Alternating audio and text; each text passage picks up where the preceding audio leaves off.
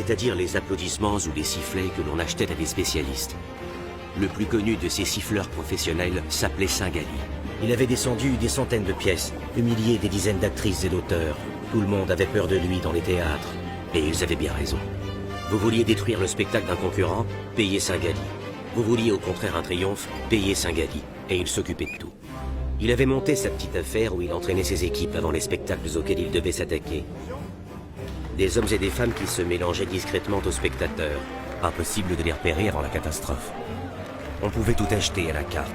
Applaudissements, applaudissements légers, applaudissements debout avec des bravos, rire, rire aux éclats, ou au contraire sifflets, huées, broncas, éventuellement jets de tomates ou de légumes pourris, il n'y avait qu'à payer. Pièce médiocre ou chef-d'œuvre, aucune différence pour Saint-Gali. L'important, c'était de faire tourner sa boutique en encaissant toujours plus. Il avait réussi à faire la loi sur le boulevard. Tous les gens du spectacle étaient à sa merci et il les faisait tous passer à la caisse, d'une manière ou d'une autre. Tiens, viens voir.